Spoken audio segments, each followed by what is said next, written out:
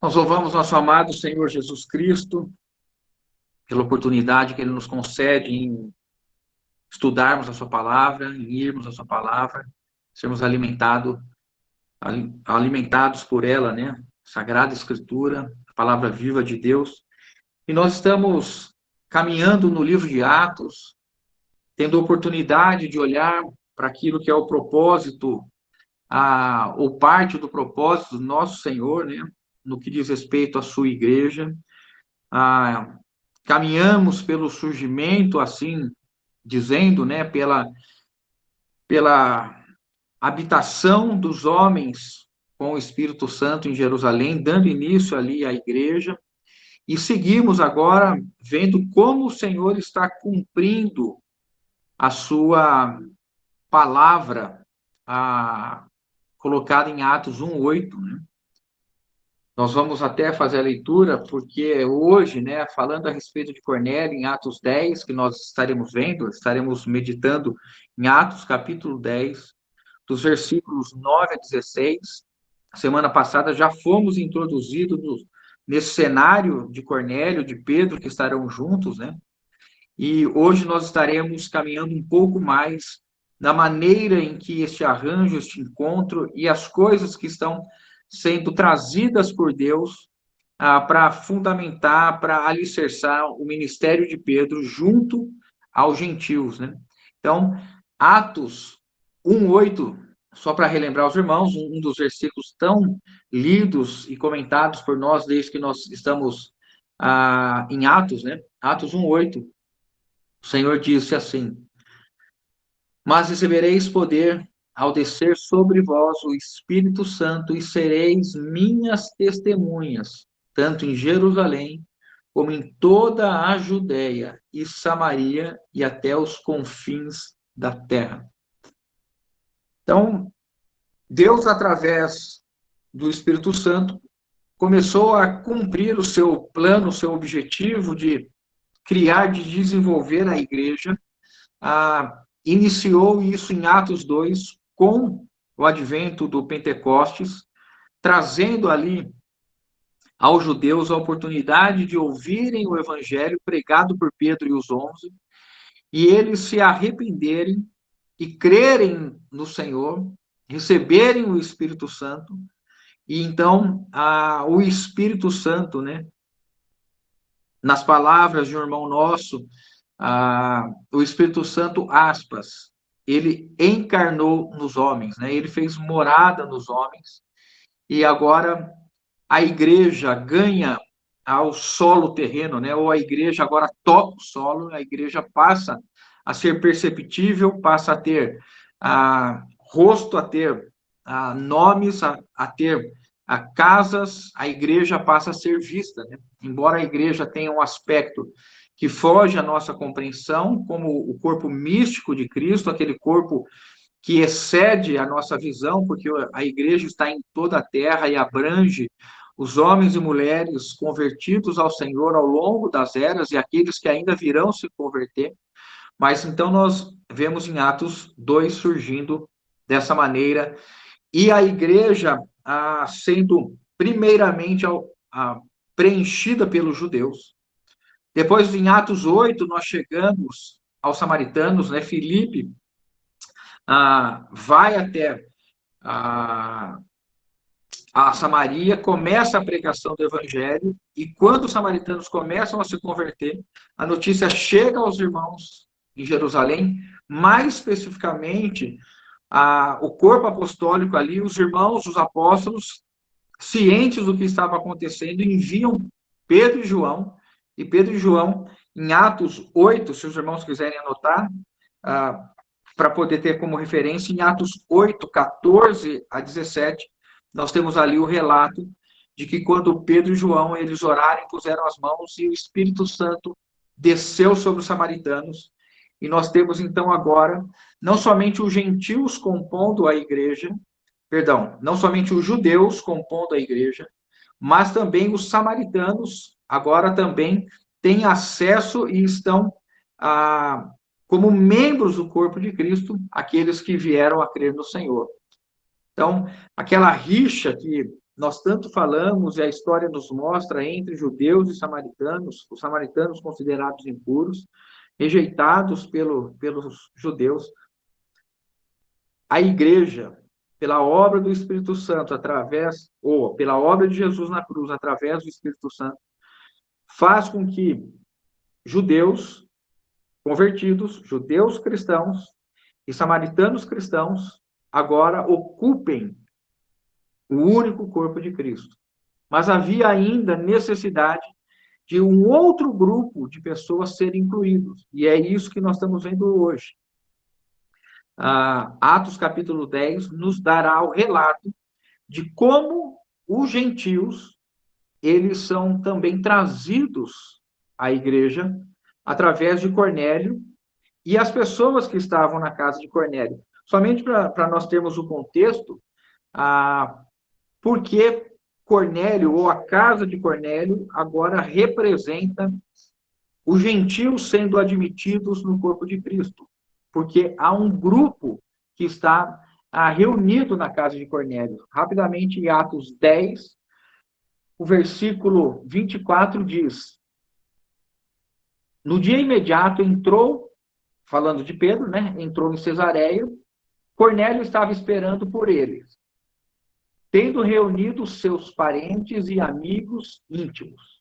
Então, Cornélio, depois que teve a visão, reuniu seus parentes íntimos, os seus parentes e seus amigos íntimos, e mandou chamar a Pedro, como o anjo havia dito, né? E nós veremos isso ao longo do capítulo 10. Mas o que é importante nós notarmos aqui? O que está acontecendo? Aí o versículo 25, e aconteceu que, indo Pedro a entrar, lhe saiu Cornélio ao encontro e, prostrando-se-lhe aos pés, o adorou. Mas Pedro levantou, dizendo: ergue-te, porque também sou homem. 27. Falando com ele, entrou e encontrando muitos reunidos ali. Então, nós temos Pentecostes para um grupo grande de judeus. Depois, Atos 8, os samaritanos, recebendo o evangelho e sendo incluídos no corpo de Cristo, na igreja. E agora, no capítulo 10, nós teremos isso acontecendo com os gentios, porque agora há um grupo reunido na casa de Cornélio.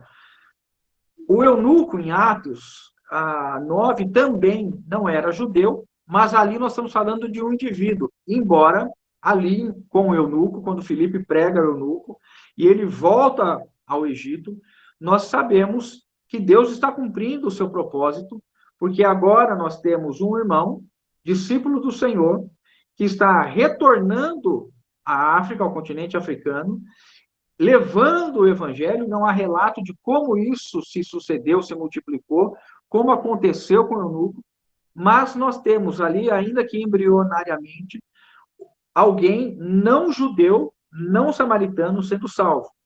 Mas como grupo, como uma grande parcela que ainda não tinha a salvação no corpo de Cristo, os gentios, nós encontramos agora em Atos, capítulo 10. E só para a gente fechar esse contexto que nós estamos e entrar aí na exposição de hoje, se os irmãos olharem comigo Atos, capítulo 11,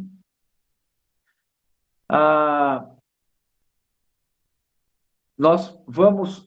Atos 11 diz assim, quando Pedro ele retorna para poder dizer para os irmãos e informar os irmãos que eles haviam, que os gentios haviam sido também admitidos pelo Senhor. Então, Atos 11, 18, Pedro, já em Jerusalém, relatando isso aos presbíteros, aos apóstolos, ele diz assim: e ouvindo eles estas coisas, apaziguaram-se e glorificaram a Deus, dizendo: logo também aos gentios foi por Deus concedido o arrependimento para a vida.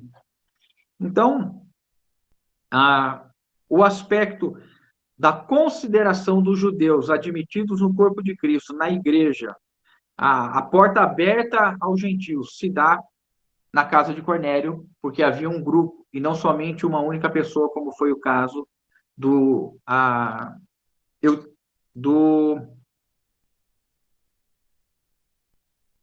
do Atos 9 que eu falei, né? Agora, irmãos, do eunuco, tinha fugido a palavra do eunuco. Agora nós chegamos, então, vamos dar sequência àquilo que foi abordado no capítulo, no início da semana passada, os versículos de 1 a 5, né? De 1 a 8. O irmão ali nos ajudou muito a compreender a condição de Cornélio, quem era Cornélio, mostrando que era alguém respeitado, alguém que gozava de uma notoriedade ou de um respeito e era bem quisto pela comunidade judaica que havia e tinha contato com ele. Nós destacamos algumas características dele, lembrando e falando que ele era um homem temente a Deus, e devemos entender, quando é dito que alguém era temente a Deus, havia uma classificação dos grupos que adoravam a Deus. O judeu natural, o judeu nascido, né, que prestava culto a Deus, que adorava a Deus, que fazia parte do povo escolhido. Havia os prosélitos, aqueles que não eram judeus de nascimento, mas reconheciam a Deus, reconheciam a Jeová Adonai como o Criador dos céus e da terra, o Deus a quem deveriam adorar, o Deus a quem deveriam se aprostar, não sendo judeus, mas eles assumiam todo o cumprimento da lei, inclusive se circuncidavam, daí o nome de serem prosélito, aqueles que, não sendo judeus de nascimento, se fizeram judeus pela circuncisão, que é a aliança feita com Abraão, então, da circuncisão. Os prosélitos assumiam a condição semelhante aos judeus naturais. E havia um terceiro grupo, também reconhecido como os tementes a Deus, que não chegaram a fazer a circuncisão, mas reconheciam a Jeová como Deus, Criador dos céus e da terra, o único e verdadeiro Deus a quem deveriam adorar, e prestavam-lhe culto, adoração, e procuravam, mesmo sem ter a circuncisão, a cumprir e fazer a vontade de Deus. Então, Cornélio está nesse grupo dos tementes a Deus, sendo ainda um homem piedoso.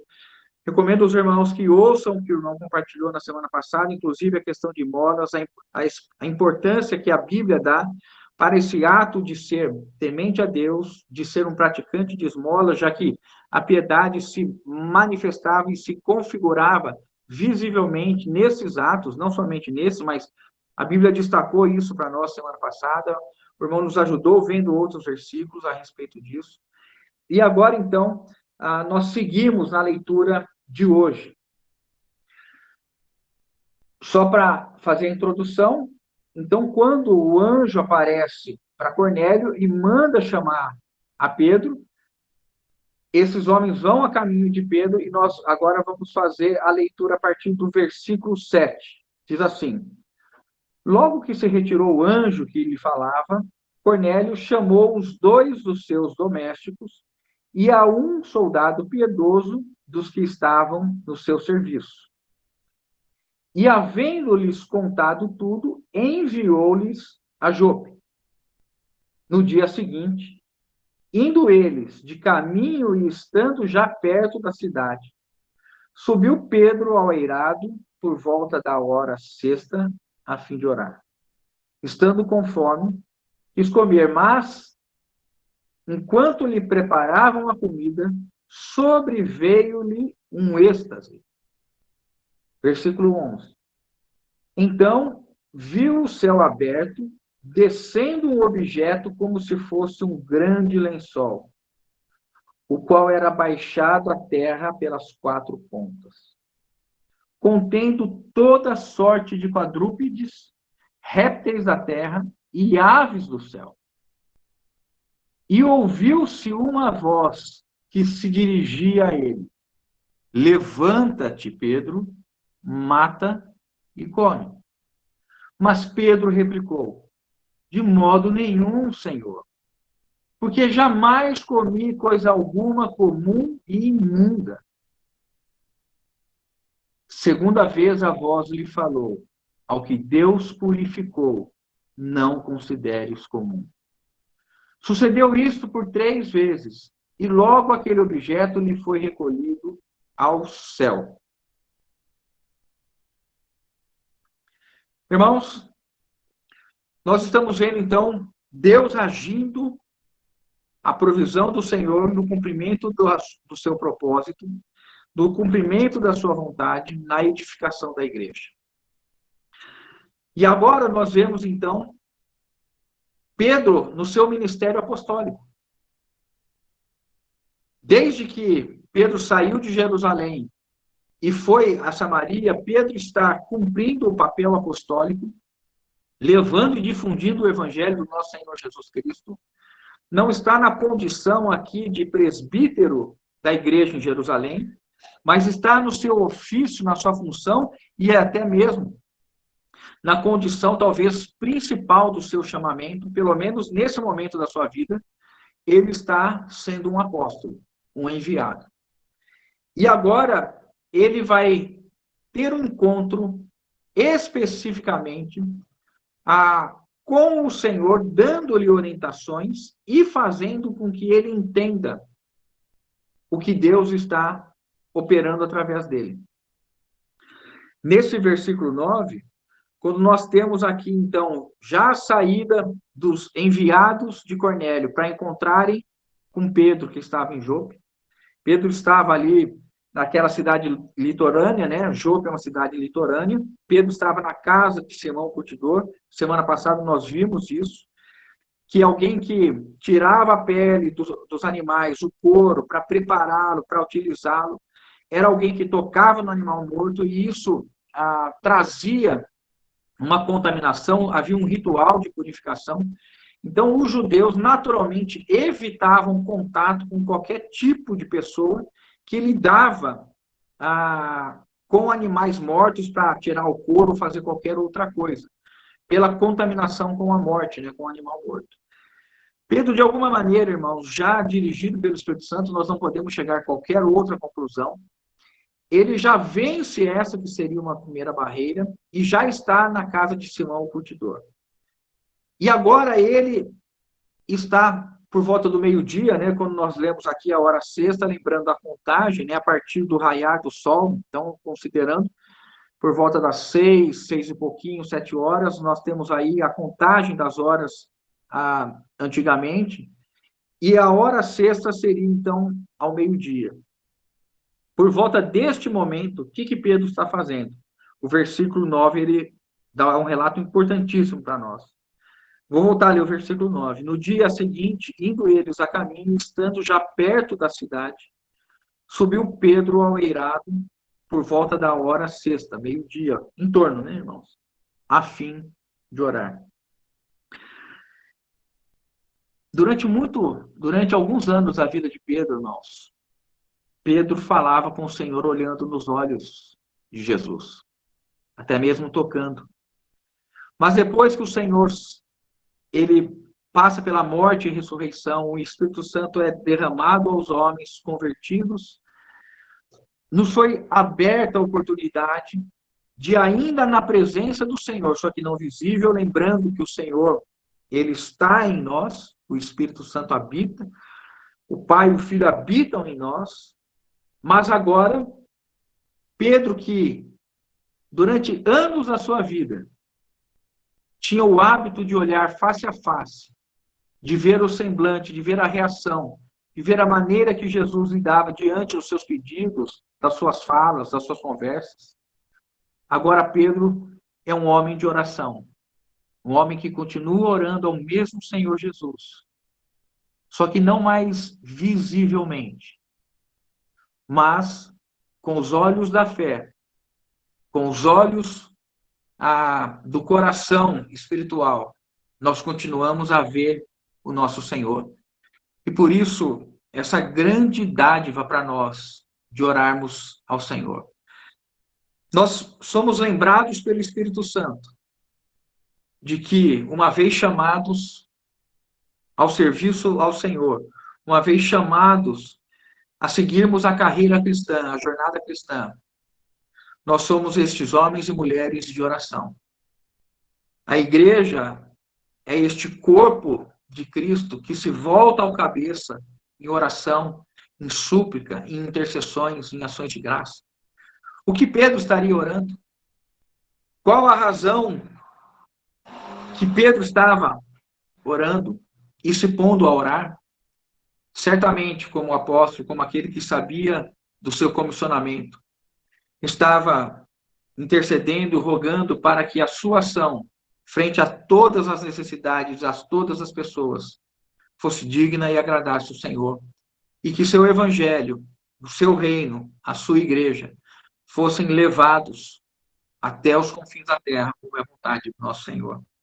E aí, de modo interessante, irmãos, fiquei meditando, acho que os irmãos também, por que o Espírito Santo, através de Lucas, traz essa frase aqui para nós no versículo 10. Estando com fome, quis comer. Então, fala que Pedro subiu, né, aquilo que seria o telhado, mas não o telhado da forma convencional que nós temos, né, aquela área plana, especialmente utilizavam-se, segundo o relato dos comentaristas, como uma área, né, as escadas eram por fora, você subia no terraço, e ali você tinha uma ventilação melhor, era até mesmo utilizado para dormir nas noites mais quentes, ou fazer as refeições, ou ter um tempo ali, era um espaço aproveitado. Pedro, então, sai talvez do ambiente mais cheio, preenchido de pessoas na casa que o recebe, procura um lugar para orar ao meio-dia.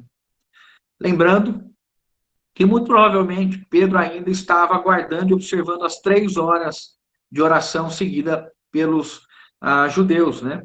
A oração da manhã, do meio-dia e da tarde. Então, Pedro está orando. E nós devemos considerar isso, irmãos. Que nós estamos vivendo um momento de transição com os nossos irmãos que tinham tanto, né,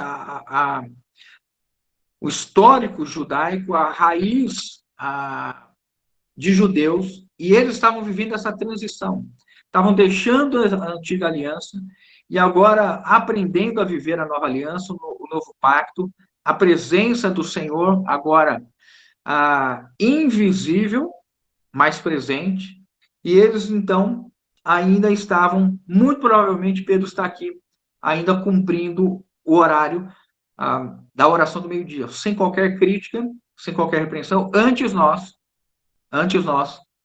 sejamos levados a orar pelo menos 3 vezes por dia, com devoção, com instância, com intencionalidade, de orar para o propósito de Deus, edificação da sua casa, estabelecimento do seu reino, fortalecimento dos irmãos, assembleia. Queira o Senhor nos dar esse coração de orarmos e orarmos cada vez mais, né? Mas aí chega a fome, né? O texto nos diz a fome, e muitos irmãos, ou alguns irmãos, entendem que possivelmente Pedro estava vivendo um momento de jejum, plenamente aceitável isso, e ele se vê premido pela fome. Quem jejua, quem já teve que jejuar, ou quem já ficou um longo período de fome, sabe que quando a fome é muito intensa, e essa é a intenção do versículo, dizer que Pedro estava com uma fome intensa, ele não cede aos seus impulsos, ou mesmo à sua primeira necessidade natural, mas ele, com disciplina, com diligência, mantém essa disciplina espiritual da oração. E talvez aqui a gente possa aprender isso, que nós devemos sempre estar atento às resistências que ocorrem quando nós vamos nos colocar a orar. Às vezes, nós não estamos falando da fome que vai culminar com a morte da pessoa, né? Nós estamos falando de uma abstinência, um tempo de fome, mas que não desviou Pedro do seu propósito de oração, que não foi capaz de fazer com que Pedro deixasse de se entregar ao seu Senhor, de adorá-lo, de reverenciá-lo. E a fome talvez seja para nos lembrar aqui que Pedro também, como um homem, enfrentou as mesmas lutas e as dificuldades que o corpo natural, a carne, a idade, as questões humanas trazem a todos os servos de Deus. Fome, necessidades. Mas nós devemos ser sempre lembrados que as disciplinas espirituais, elas devem ter prioridade na nossa vida. Disciplina espiritual, oração, leitura da palavra, a devoção ao Senhor na comunhão, na meditação da sua palavra, não é? O jejum, talvez nós falemos disso em outras oportunidades, a importância do jejum, não é? E nós aprendermos, irmãos, a mortificar essas questões que se levantam ou surgem como impedimento. Os irmãos entendem o que está sendo colocado aqui não como uma rigidez ou algo imposto forçadamente, mas nós estarmos atentos que há uma luta da carne contra o espírito, que há uma esfera que nós precisamos estar atentos para nós não perdermos e distanciarmos das disciplinas espirituais, das ações espirituais, da nossa prática espiritual. A oração diária, a oração devocional, a oração com intenção, não a oração do agradecimento pelo pão, pela refeição, que também deve ser mantida, mas, Senhor, sou teu servo, sou seu chamado, como eu tenho servido ao Senhor, na minha casa, na assembleia que eu estou, no meu ambiente de trabalho, como eu tenho servido na edificação, no evangelismo. Então, Pedro está aqui orando, irmãos. E premido pela fome, nós chegamos aqui num ponto interessantíssimo, quando é dito que lhe sobreveio um êxtase. Lhe sobreveio um estado de transe. Eu quero falar um pouquinho disso aqui. Há um consenso de que essa situação não é uma situação em que Pedro perdeu o controle das suas faculdades mentais, ele deixou de ter percepção de quem ele era, o que estava fazendo, onde estava. A ideia não é essa. A ideia a palavra é ectasis, né? Da onde vem a nossa palavra no português de êxtase, né? Pedro está vivendo um direcionamento. Pedro está totalmente absorvido neste encontro que ele vai ter com o Senhor. Ele é tomado, Deus o induz a esse estado, Deus o chama a esse estado, para que ele esteja plenamente voltado para aquilo que Deus vai lhe falar. Vejam, irmãos, como isso é importante. Como nós vemos o Senhor direcionando os seus servos, agindo na vida dos seus servos. A providência do Senhor sempre presente, conduzindo a cada um de nós. Deus, então, o toma. Ele está com a sua visão, sua audição totalmente desligado do exterior, totalmente ligado, absorvido por aquilo que viria a ser colocado pelo Senhor. É essa a ideia do êxtase, do transe, desse estado em que a visão lhe absorveu inteiramente. O que lhe aparece chama e o toma integralmente, mas ele permanece consciente, sabendo do que está vendo sabendo o que está vendo e ouvindo, mas ele está como se distanciado, isolado, blindado do mundo afora. Já não ouve mais nada, já não vê mais nada, mas seu olhar está focado nesse chamado, né? Versículo 11 até o 13 diz assim: Então viu o céu aberto e descendo um objeto, como se fosse um grande lençol, o qual era baixado à terra pelas 4 pontas. E contendo toda sorte de quadrúpedes, répteis da terra e aves do céu. E ouviu-se uma voz que se dirigia a ele: Levanta-te, Pedro, mata e come. Então, nesse transe, nesse êxtase, Pedro vê o céu se abrindo. Aqui é o primeiro item que nós precisamos ser chamados a atenção, despertados pelo Senhor. O que o Espírito Santo quer dizer com céu aberto? Céu aberto é uma linguagem, uma maneira de expressar que a ação que viria sequencialmente teve origem no céu, da parte de Deus, que tem poder para abrir o céu, para fazer com que algo do interior, aspas, do céu, seja revelado, seja expresso, seja manifestado. Irmãos, o próprio Senhor Jesus já usou essa expressão, ou melhor, João Evangelista usou essa expressão fazendo referência ao nosso Senhor, lá em João capítulo 1, versículo 51, a respeito da experiência de Jesus quando foi dada essa revelação. João 1, 51. E acrescentou: em verdade vos digo que vereis o céu aberto e os anjos de Deus subindo e descendo sobre o Filho do Homem.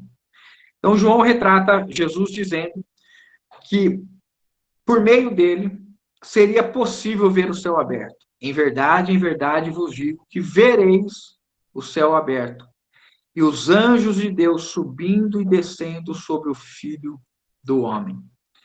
Aqui o céu se abre para Pedro. Aqui o céu se rasga ou se descortina e um objeto, como se fosse um lençol, vem de cima para baixo.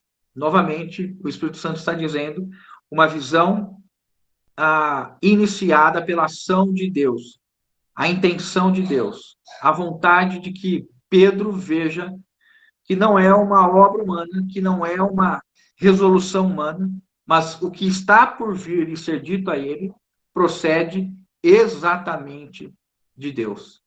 Isso nos dá um princípio, irmãos.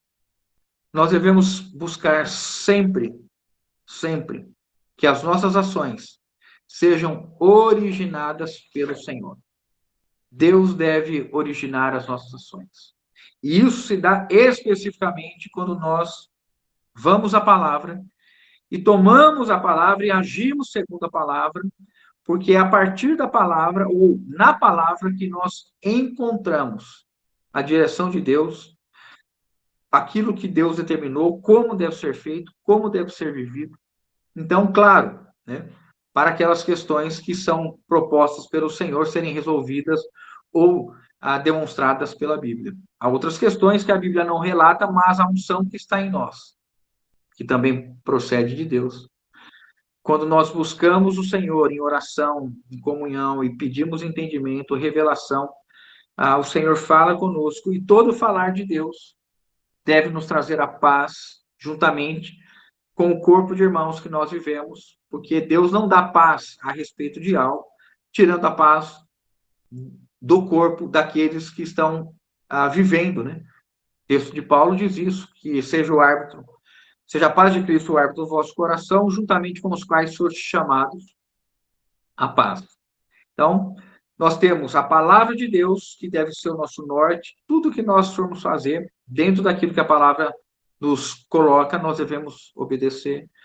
Ouvir a unção, buscar a comunhão e ter essa compreensão de que a paz, irmãos, ela, quando acolhida, recebida e bem manifestada a todo um corpo de irmãos, às pessoas que estão ao nosso redor, nós temos aí a direção do Senhor. E por que é importante nós entendermos isso? Porque nós estamos vendo Deus agindo intencionalmente para a edificação da igreja. E depois, no final do tempo dessa reunião, nós vamos falar como que isso envolve e se aplica na minha e na sua vida a respeito dessa experiência que nós estamos tendo com Pedro. Aí, este lençol vem do céu e chega até a terra. Novamente, o Senhor disse, né, que nós veríamos os anjos subindo e descendo, né? Por quê? Porque a ação de Deus agora com a igreja está sendo realizada na terra. Isso é maravilhoso.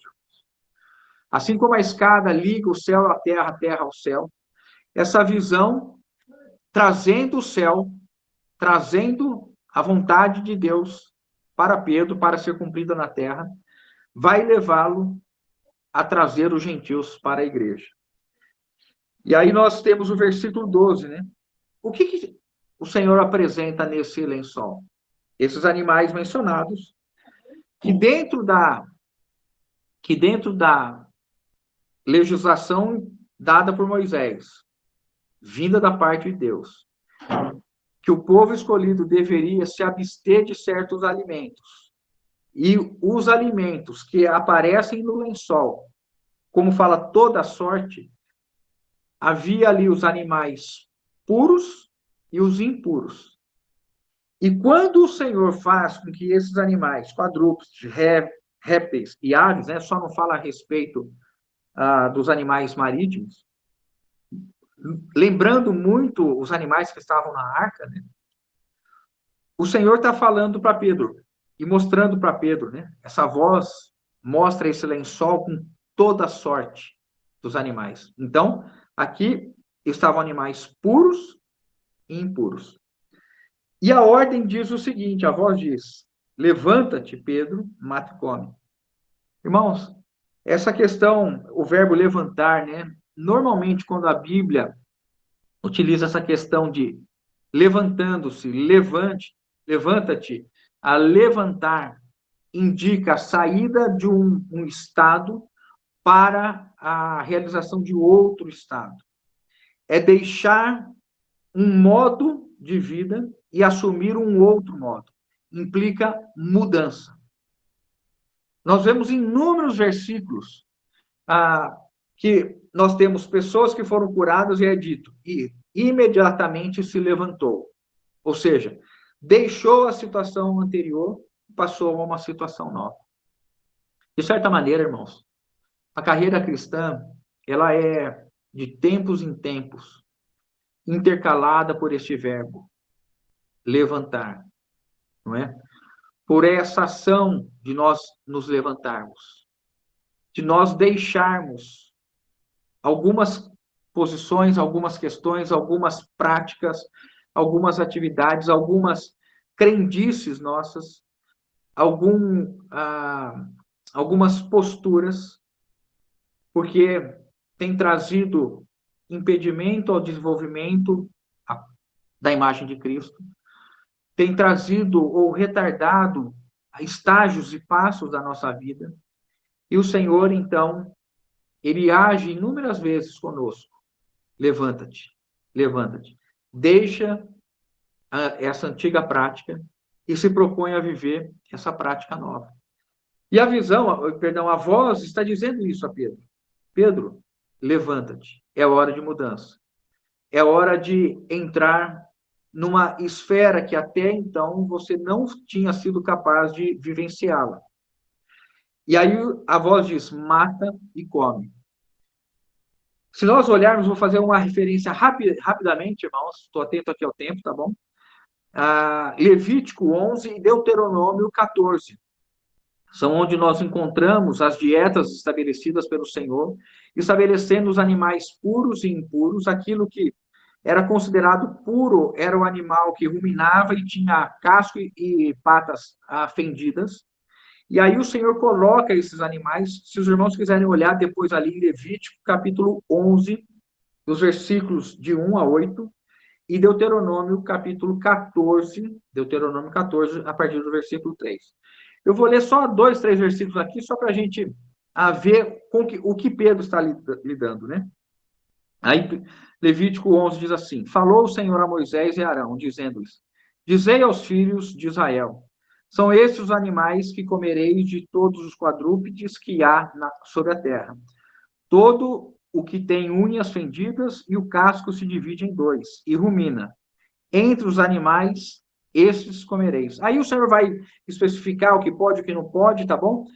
E aí ele termina o versículo 18 dizendo que esses animais que ele falou nos versículos anteriores, vou só citar um aqui, também o porco, porque tem unhas fendidas e o casco dividido, mas não rumina, este vos será imundo.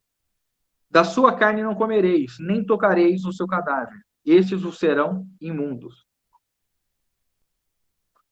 Quando Pedro olha um lençol que tem esses animais puros e impuros, limpos e imundos, e a ordem é para Pedro se levantar, ou seja, é hora de fazer algo novo, um novo momento, uma nova ação, um novo propósito no seu coração. Você vai matar e vai comer. Aí nós vamos olhar o que foi dito, né? No versículo 14. O que é dito? Mas Pedro replicou: de modo nenhum, Senhor, porque jamais comi coisa alguma comum, entenda-se aqui profano, e imunda.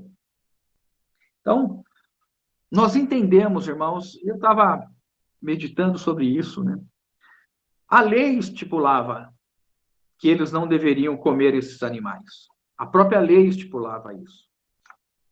E quando o Senhor, a voz aparece a Pedro e propõe para ele, e ele olha e vê animais puros e impuros, e, estando no mesmo lugar, o animal impuro contaminava todo o ambiente. Então, para Pedro, irmãos, todos os animais que estavam no lençol estavam contaminados, porque os animais impuros contaminaram os puros. E a ação de Pedro é dizer: Senhor, eu obedeço a sua lei, eu cumpro a sua lei, e eu não como esses animais, nunca comi, e não vou comê-los. A ação, a atitude do Senhor, que chama atenção no versículo 15, porque o Senhor diz assim, segunda vez, versículo 15, a voz lhe falou: ao que Deus purificou, não consideres comum.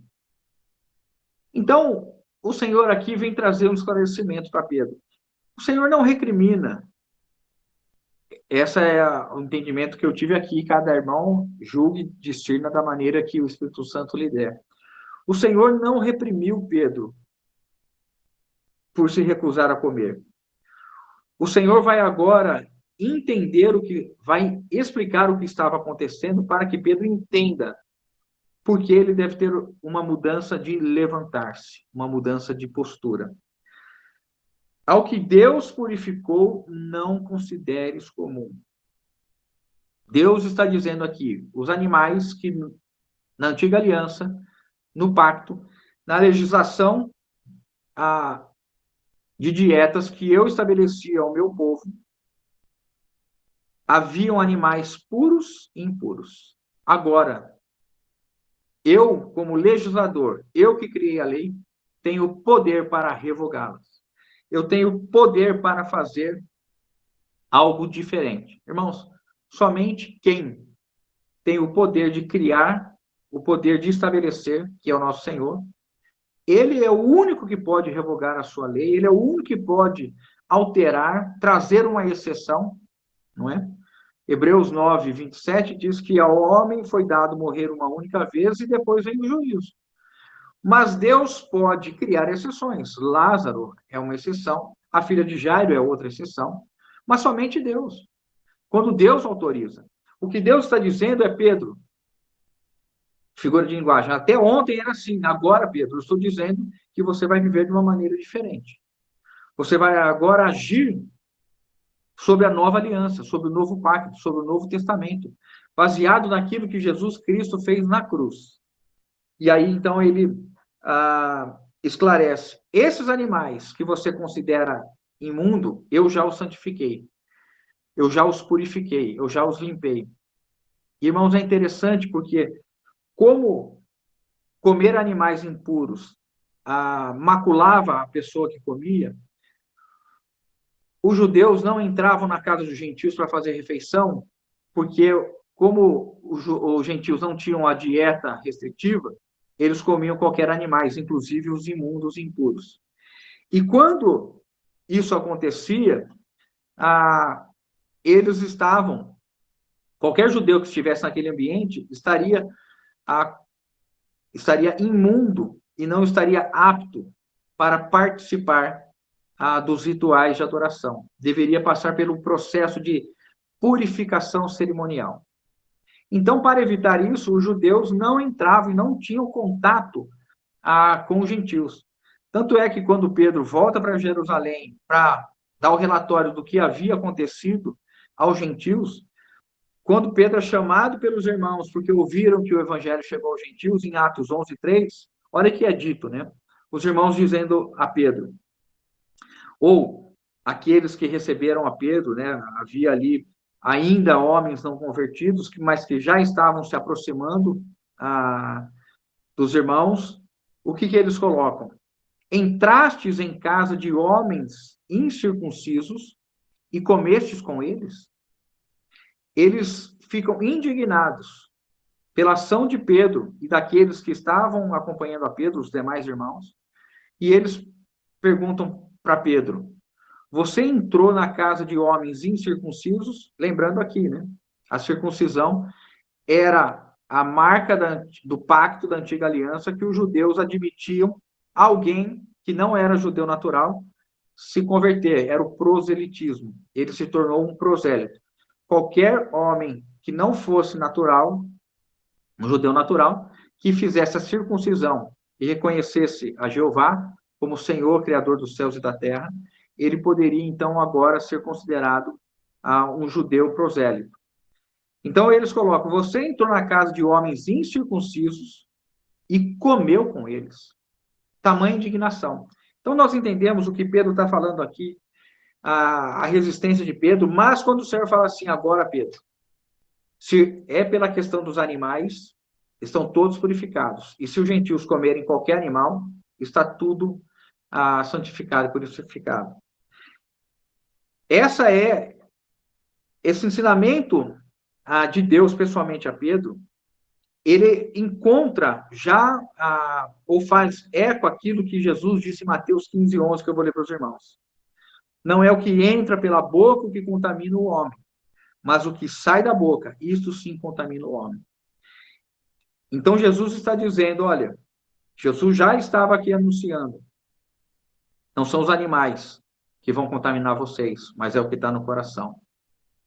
E Paulo vai dizer aos coríntios que todo alimento que é recebido com oração e ações de graças é santificado e deve ser comido. Então, o Senhor está aqui mostrando para Pedro, na figura desses animais, que ele havia santificado e tornado limpo todos os animais e que não havia motivo para não estar agora com os gentios. Claro que essa visão, ela tem uma ampliação e tem um sentido muito maior, porque aqui é uma referência de que essa porta que está se abrindo aos gentios indica que os gentios agora, quando se lavam no sangue de Jesus, no sangue do Cordeiro, eles estão purificados e podem agora ser admitidos no corpo de Cristo, lavados, regenerados, redimidos e recebem o Espírito Santo. É o que a gente vai ver, se não no próximo sábado, no outro. E aí, irmãos, olha o que acontece. Versículo 16. Sucedeu isso por 3 vezes. E logo aquele objeto foi recolhido ao céu. Nós temos a primeira vez que a voz fala com Pedro. Pedro recusa. A segunda vez, a voz diz, olha, agora está tudo purificado, e não considere, portanto, comum, considere santificado. E ainda a voz falou mais uma vez, mas o Espírito Santo não relata como isso, se teve mais alguma fala de Pedro, porque o Espírito Santo não quer que a gente conheça isso. Ele quer nos dizer o que é com isso. Mais uma vez foi colocada essa questão e o objeto foi recolhido, mostrando que, então, a partir daquele momento, aquela visão que estava diante de Pedro, o céu aberto de cima a baixo, a visão havia cumprido, o transe que Pedro foi levado havia alcançado o propósito. Agora, com o recolhimento do lençol, não há nada mais à frente de Pedro que o impeça de cumprir o seu ministério junto aos gentios. A obra do Senhor está agora avançando. Pedro recebeu direção, Pedro recebeu orientação. O propósito de Deus na edificação da igreja está em pleno vapor, a toda velocidade. Este apóstolo está agora admitido e preparado, e claro, irmãos, mais para frente nós vamos ver, há momentos em que Pedro ainda vai ter uma relutância, nós vemos isso com Gálatas, Paulo tendo que lidar com ele, quando ele está fazendo refeição com os gentios, os da circuncisão vêm até ele, e ele tenta dissimular, mas o que isso nos mostra? Que o propósito, nesse momento, do Senhor Jesus, de Deus, em preparar Pedro para cumprir o seu propósito, de abrir mais uma chave, agora aos gentios, né? E aqueles que entendem que quando o Senhor falou lá em Mateus 16, que deu as chaves a Pedro, né?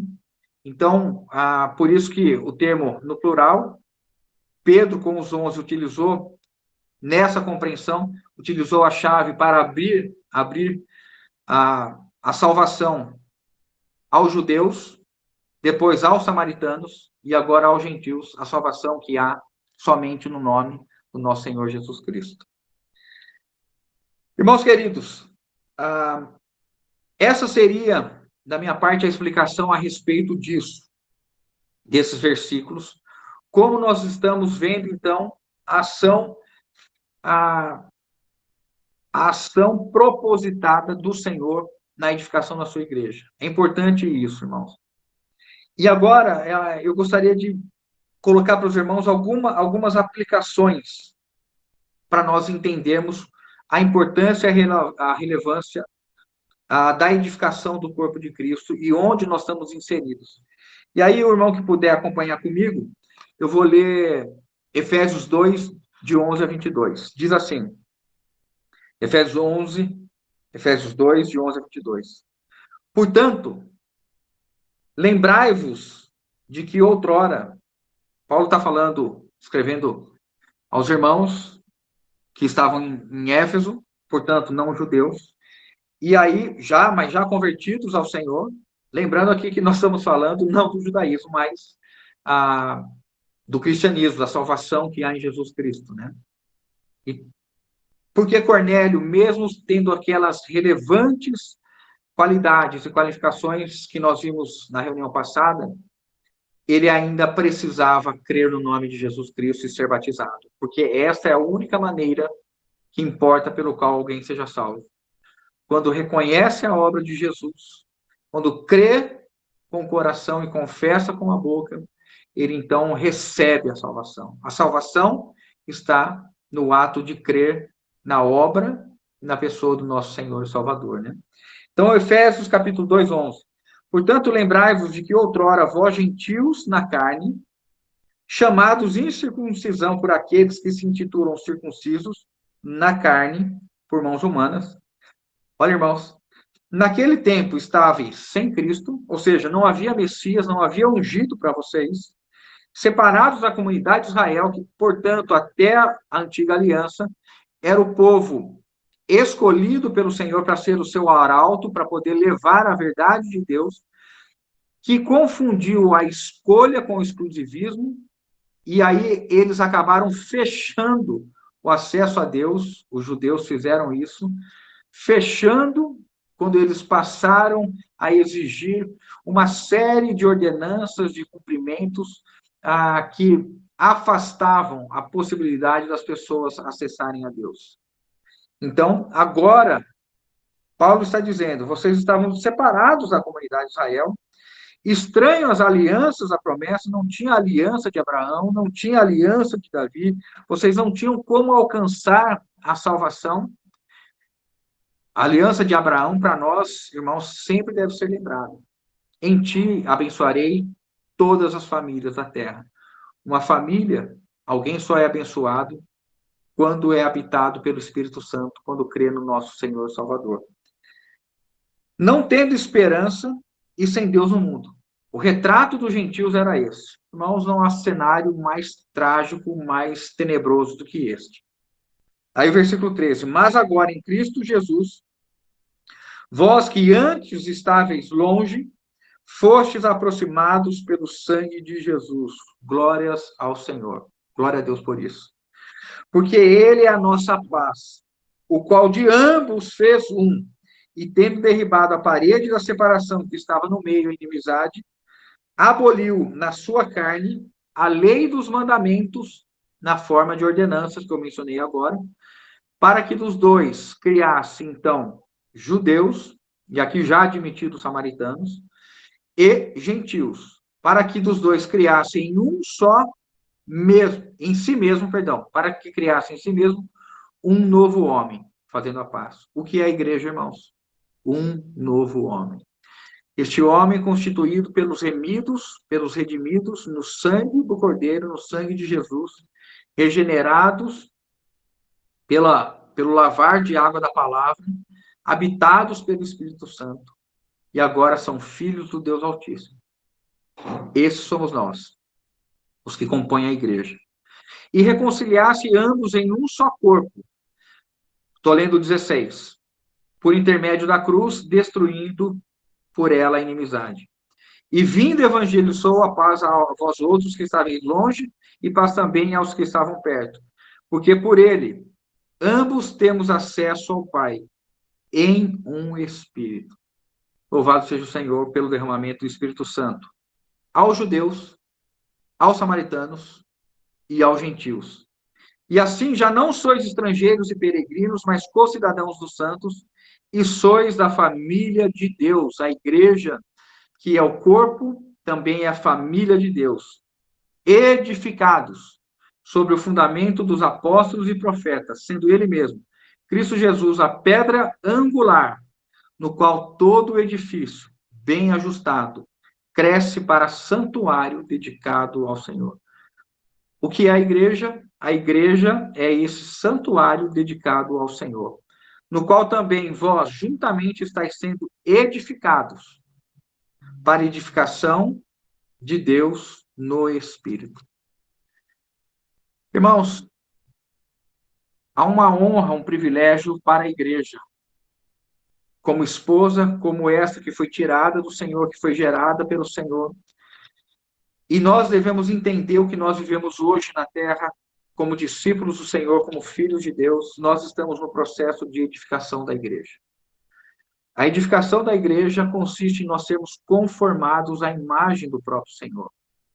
Temos Cristo formado em nós. Essa é a carreira cristã. O objetivo, quando Cristo é formado em nós, nós estamos cheios de Cristo. Efésios também nos diz que ele foi dado como cabeça, né, da igreja para que ele encha todas as coisas. A igreja é este edifício que está, pela justa cooperação de cada membro, sendo edificado para a habitação de Deus. A igreja sendo edificada para a habitação de Deus. Quando nós, em assembleia, fomos reunidos pelo Senhor, nós fomos conduzidos a gerarmos e alcançarmos coletivamente um edifício coletivo. Claro que cada assembleia local existente em toda a terra constitui a sua totalidade da presente era, da era passada, e se houver uma próxima era, esperamos que o Senhor volte nessa. Todas essas assembleias constituem o único corpo de Cristo. Mas a edificação se dá pelas assembleias locais, irmãos. Quando uma assembleia local é edificada, é guiada pelo Senhor, é tomada pela palavra, é a habitação, é uma casa de habitação para a habitação do Senhor, o Espírito, que ela é guiada, que os membros, né, que nós somos conformados à imagem do Senhor, nós estamos cooperando na edificação da casa de Deus. E dessa maneira, irmãos, nós devemos entender por que o Senhor, a partir desses poucos homens na Palestina, eles realizaram algo extraordinário pelo Espírito Santo. O Evangelho se espalhou. As nações, os povos, as línguas, nós vamos ter o desfecho em Apocalipse, que virão pessoas de todas as línguas, povos, nações e tribos. O Evangelho levado a todas as nações, em todos os lugares, mas a igreja sendo edificada. A igreja com a nossa cooperação. E nós só cooperamos, irmãos, efetivamente, na Assembleia Local. Claro que, eventualmente, você pode ajudar um ou outro irmão, hoje a internet nos permite isso, você pode auxiliar um irmão mais distante, você pode até mesmo viajar, se você tiver um chamado como um obreiro, como alguém que está servindo as assembleias, mas a todos nós que estamos congregando uma assembleia, o Senhor nos deu dons e nos deu ministério. Para que no exercício de dons e ministérios, nós supramos aquilo que nos falta. Eu tenho um dom, os irmãos têm outro. Então, à medida que eu entrego o meu dom e recebo o dom dos irmãos, há uma edificação. E é nisso que nós devemos estar olhando, porque Atos nos vem falar a respeito desse processo da geração da igreja e do caminhar da igreja até nós completarmos, né, esse processo de sermos um edifício, como diz aqui, edificados para a habitação de Deus no Espírito. Quero terminar com os irmãos aqui. Não deixe, irmãos, não deixe de orar ao Senhor e de se entregar com os dons e ministérios no serviço dos irmãos, servindo assim ao Senhor na edificação do seu corpo. Que o Senhor nos guie, nos conduza e que nós estejamos cada vez mais envolvidos na edificação do corpo de Cristo e assim possamos permitir que a vinda do Senhor seja mais breve, né? Louvado seja o Senhor. Agora nós podemos ter esse tempo para compartilhar.